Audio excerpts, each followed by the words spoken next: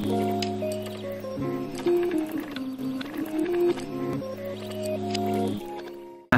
selamat datang kembali di mata pelajaran Sejarah Indonesia. Pada kesempatan kali ini, bahasan kita adalah peristiwa pemberontakan PKI Madiun yang berlangsung pada tahun 1948. Kayak gimana peristiwanya, tapi sebelum itu, mungkin kalau kita garis bawahi PKI-nya adalah 3 huruf yang tidak asing di telinga kita semua. Karena kan ini adalah organisasi politik yang sampai hari ini mungkin masih sangat kontroversial dalam kehidupan bernegara kita. Minimal setiap tanggal 30 September pasti organisasi ini kesebut-sebut lagi. Cuma bukan itu yang akan kita bahas sekarang. Kita fokus ke bahasan ke peristiwa yang berlangsung pada tahun 1948. Kayak gimana peristiwanya? Aduh, jadi kecelet loh mulut saya. Kayak gimana peristiwanya? Ayo kita bahas satu persatu berdasarkan pertanyaan yang mungkin muncul di pertanyaan atau di benak kalian.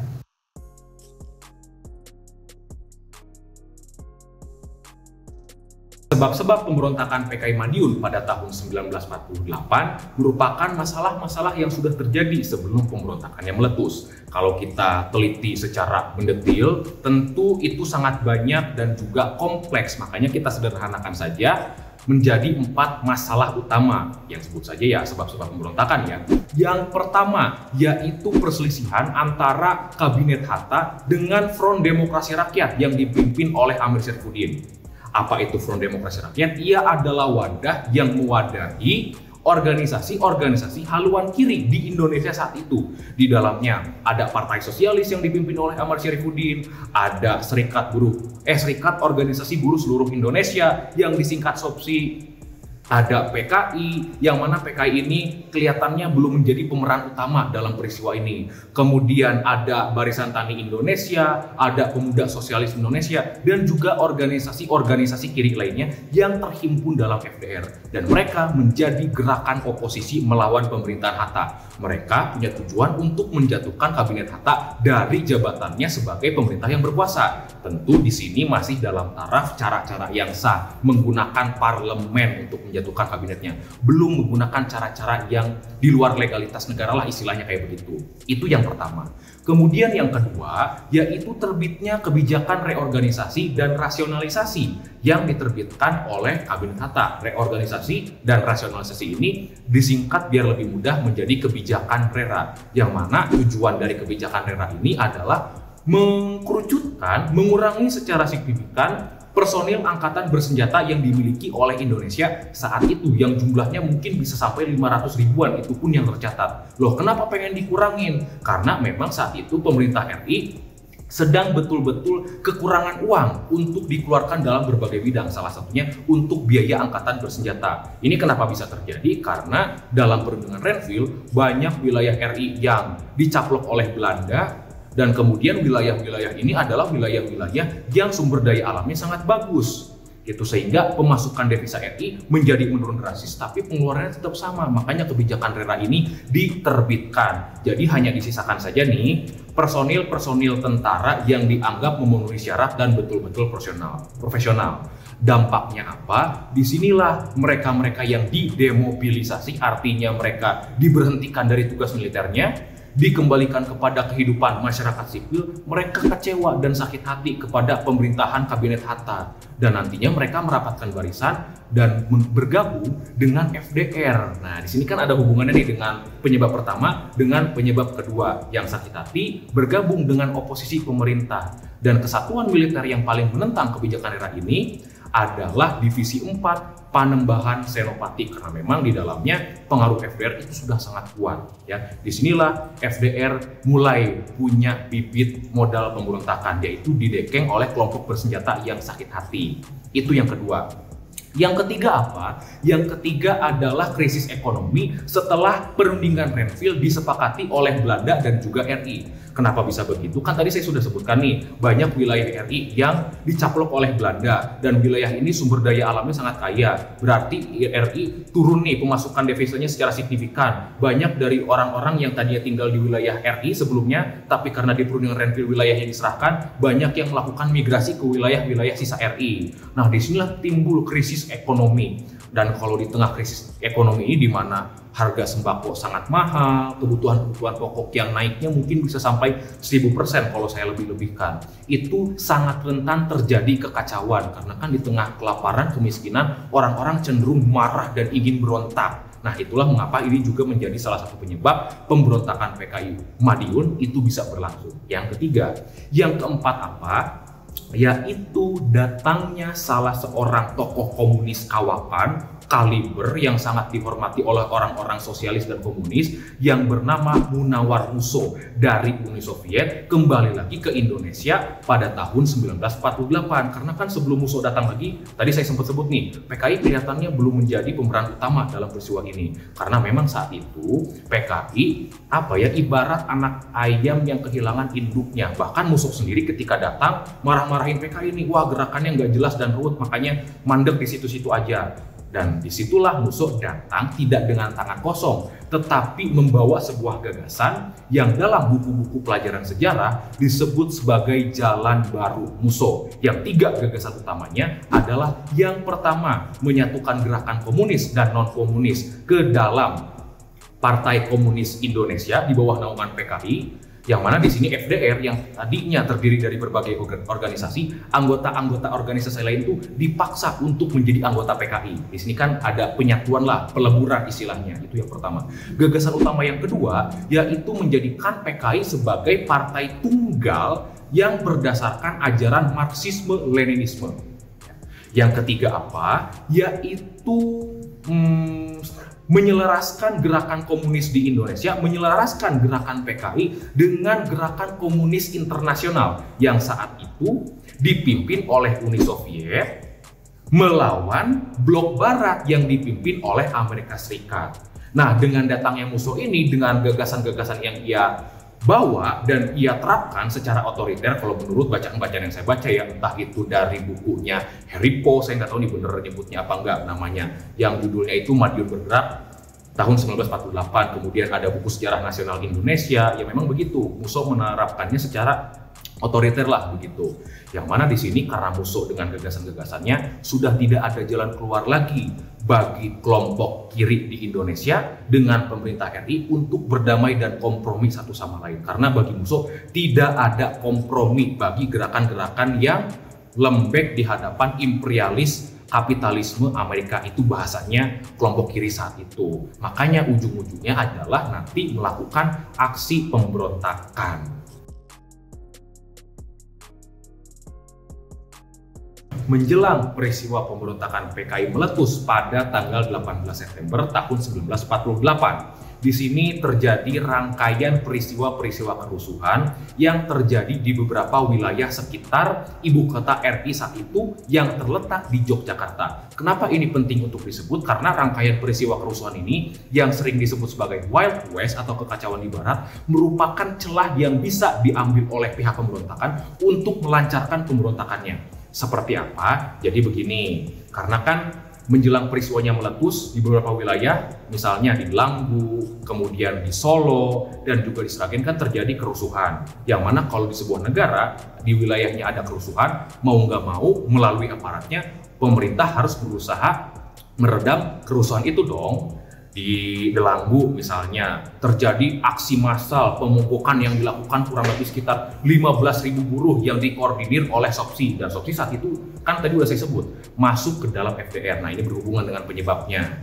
Kemudian di Solo ada 2 divisi militer yang tidak akur satu sama lain, yaitu divisi Siliwangi dan juga divisi 4 Panembahan Senopati. Dan tadi sudah saya sebut divisi 4 ini merupakan divisi yang kecewa terhadap pemerintah RI. Keduanya saling berselisih, bahkan sempat saling tembak satu sama lain, saling culik-menculik, makanya keadaan di Solo sangat tidak aman dan kacau nih. Makanya harus pemerintah RI turun tangan. Kemudian di Delanggu lagi, di Sragen, penjara tiba-tiba diserang sehingga tahanan-tahanannya pada kabur. Ini kan menimbulkan pemerintah panik dan harus meredam kerusuhan-kerusuhan di tempat-tempat tadi. Sehingga di Delanggu, di Solo, di Sragen terjadi kerusuhan. Di wilayah yang lebih timur lagi, Madiun, pemerintah nggak ngeh nih kalau di sana pemberontak sedang membangun basis pemberontakannya. Bahkan nanti pemberontakan PKI Madiun itu diproklamasikannya Republik Soviet Indonesia di kota Madiun pada tanggal 18 September. Makanya ini penting untuk disebut karena mengalihkan konsentrasi pemerintah RI sehingga Madiun luput dari perhatian dan bisa melancarkan pemberontakan di sana pada tanggal 18 Septembernya. Kurang lebih seperti itu.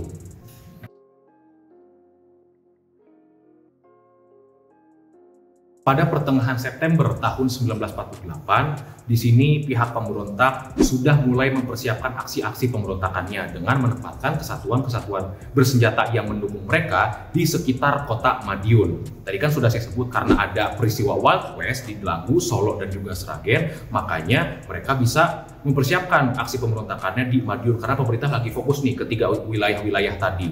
Nah, pada tanggal 18 Septembernya tahun 1948, Republik Soviet Indonesia diproklamasikan oleh salah seorang tokoh dari pemuda sosialis Indonesia, disingkat Pesindo, yang bernama Sumarsono. Dan disitulah pihak-pihak pemberontak segera merebut fasilitas-fasilitas penting yang ada di kota Madiun, mulai dari kantor-kantor pemerintahan, kantor-kantor bank, stasiun telepon, kereta api, bahkan markas-markas militer yang dianggap penting, sehingga dalam sekejap kota Madiun menjadi basis pemberontakan PKI Madiun tahun 1948-nya. Disinilah pemerintah RI memiliki tantangan untuk meredam, untuk menumpas pemberontakan yang dilakukan oleh PKI dan juga para pendukungnya. Dan bahkan melalui siaran radio, pihak pemberontak berusaha mengobarkan kemarahan rakyat agar mendukung pemberontakan yang mereka lakukan. Bahkan Musso menyebut dalam pidatonya melalui siaran radio juga bahwa Soekarno dan Hatta katanya hendak menyerahkan RI kepada kekuasaan Amerika Serikat dan juga Belanda, katanya sih begitu. Nah, makanya di sini pihak pemberontak sebisa mungkin menggalang dukungan dari rakyat. Walaupun sebaliknya, sebelum ditumpas dengan cara-cara militer, Soekarno pun menyebarkan pidato-pidatonya agar rakyat tetap setia kepada pemerintah RI yang dipimpin oleh Soekarno dan juga Hatta.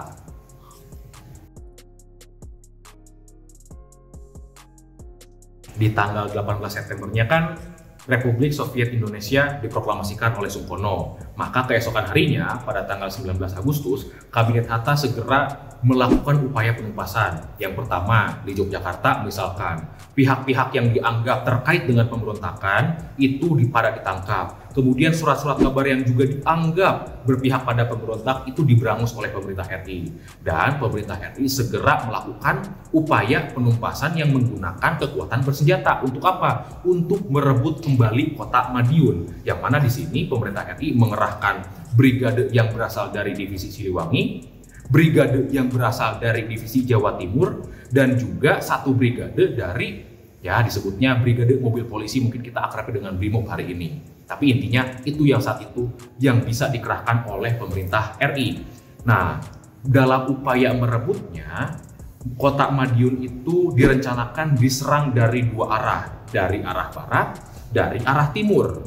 Dari arah barat itu oleh divisi Siliwangi sebagai pasukan utamanya, sedangkan dari divisi atau dari arah timur itu dibantu oleh satu brigade yang dipimpin oleh Kolonel Sungkono dan juga Letkol Surahmat, sehingga kota Madiun dalam tanda petik dalam posisi yang dikepung karena diserang dari dua arah, barat dan juga timur. Dan berhasilnya pada tanggal 30 September kota Madiun berhasil direbut kembali. Berarti di sini kalau dihitung dari tanggal 18 waktunya cukup singkat. Pusat pemberontakan bisa langsung direbut kembali oleh pemerintah RI.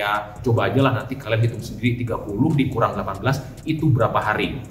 Nah, makanya pihak pemberontak kayaknya udah memperkirakan nih, kayaknya mereka belum benar siap-siap amat nih untuk menghadapi upaya penumpasan yang dilakukan oleh pemerintah RI. Makanya sebelum itu terjadi, sebelum kota Madiun direbut kembali pada tanggal 30-nya, mereka menyiapkan wilayah-wilayah yang akan mereka jadikan sebagai kantong-kantong perlawanan gerilya. Makanya pas tanggal 30 kota Madiun direbut kembali, loh pada kemana ini pihak pemberontaknya? Karena mereka sudah mengungsikan diri ke sekitar lereng-lereng Gunung Wilis. Dan di daerah Dungus-nya mereka sudah memasuk persenjataan. Hanya saja ada satu titik yang yang celaka lah bagi pihak pemberontak, karena dengan direbutnya kota Madiun, kemudian mereka lari ke lereng-lereng Gunung Wilis, sebetulnya itu sudah merupakan titik balik peristiwa di mana kemenangan dari pihak pemerintah RI sudah bisa dipastikan. Apalagi ketika pihak pemberontak mundur nih beserta para pimpinan-pimpinannya seperti Amir Syarifuddin dan juga Musso ke lereng-lereng Gunung Wilis, taunya dari arah yang berlawanan tiba-tiba wilayah Dungus yang tadinya pusat pasukan senjata mereka tiba-tiba diserang dan berhasil dikuasai oleh pasukan TNI. Artinya pasukan senjata mereka jadi hilang tuh, mereka nggak punya pasukan senjata. Makanya sejak inilah ya kurang lebih sekitar bulan Oktober dan juga November sudah bukan lagi peristiwa pemberontakan yang penuh dengan peristiwa pertempuran hebat, tapi sudah tinggal peristiwa pelarian dan juga pengejaran kepada sisa-sisa pemberontakan. Karena kan tadi saya sudah bilang di awal, dengan direbutnya kota Madiun itu sudah merupakan titik balik peristiwa di mana kekalahan pemberontak sudah bisa dipastikan. Antara Oktober, antara November, banyak yang tinggal melarikan diri ke wilayah-wilayah hutanan, lereng-lereng gunung, tinggal dikejar tuh sama pasukan TNI. Dan pada bulan Oktobernya bahkan Musso ya itu berhasil ditemukan karena nggak sengaja ketika jalan kaki dipergoki oleh petugas desa, dan akhirnya dengan dipanggilnya pasukan TNI yang mengejar Musso, terjadi tembak-menembak dan akhirnya Musso tertembak ketika sedang bersembunyi di balik sebut saja kamar mandi yang ada di sungai itu, Jamban kalau nggak salah, kurang lebih kayak gitulah, tertembak di kamar mandi dan dia tewas di situ. Mayat atau jenazahnya dibawa dan kemudian dibakar dan diarak-arak, ya memang agak kejam sih. Kemudian yang paling terakhir berhasil untuk mempertahankan diri dan melarikan diri yaitu Amir Syarifuddin yang berhasil melarikan diri sampai dengan bulan November. Tetapi Amir Syarifuddin pun ujung-ujungnya berhasil ditangkap juga. Itu pun dalam keadaan yang sudah kurus, kakinya pincang, intinya dalam keadaan yang kurang baik lah gitu. Apalagi dalam rangkaian pelarian dan pengejaran ini sebetulnya PKI hanya tinggal bisa melakukan aksi-aksi penghadangan saja atau bahkan cuma bisa meneror dan membunuh pejabat-pejabat pemerintahan RI. Salah satunya pembunuhan yang paling geger adalah pembunuhan terhadap mantan atau ex Gubernur Jawa Timur yang bernama Aryo Suryo gitu ya, karena memang operasi penghadangan mereka dilakukan antara jalan dari Madiun menuju dengan Solo. Nah, kita balik lagi ke Amir. Dengan tertangkapnya Amir karena Musso sebelumnya sudah tewas dalam upaya pengejaran, akhirnya Amir beserta pimpinan PKI yang lainnya, pimpinan pemberontakan yang lainnya, akhirnya mendapatkan hukuman mati. Nah, disitulah pemberontakan PKI Madiun yang semula meletus pada tanggal 18 September itu betul-betul ditumpas pada bulan Novembernya. Makanya mungkin bisa disebut pemberontakan ini relatif singkat dan lebih mudah untuk ditumpas. Sekalipun mungkin kalau kita hadir pada saat itu menjadi pemeran-pemeran sejarahnya ya tetap susah-susah aja. Cuma kalau kita lihat dari rangkaian waktunya termasuk pemberontakan yang singkat. Pada bulan September meletus, Novembernya sudah berhasil ditumpas. Itu ya kurang lebih mengenai peristiwa pemberontakan PKI Madiun sebagai peristiwa yang pernah mengancam integrasi atau persatuan bangsa Indonesia. Karena nih Indonesia yang sedang berusaha menghadapi agresi dari Belanda, banyak pasukan yang ditempatkan di perbatasan, takut-takutnya Belanda menyerang lagi, akhirnya untuk pemberontakan ini hanya bisa mengerahkan pasukan cadangan saja saat itu. Udah lagi PKI memang sebenarnya niatnya pas kabur pengen nunggu nih di wilayah gerilyanya agar Belanda nyerang kembali dan memanfaatkan momentum, tapi pada akhirnya gagal. Nah, kurang lebih begitu ya peristiwa pemberontakan PKI Madiun. Nah, paling itu saja yang saya sampaikan. Kalau kalian tertarik dengan bahasan-bahasan yang saya berikan, silahkan kalian boleh subscribe channel yang saya buat. Semoga dengan kalian subscribe, itu turut mensupport saya untuk tetap melanjutkan membuat konten-konten mengenai sejarah. Untuk sekarang sih, fokus ke pelajaran sejarah yang ada di sekolah dulu. Oke, makasih buat perhatiannya. Sampai jumpa. Dadah!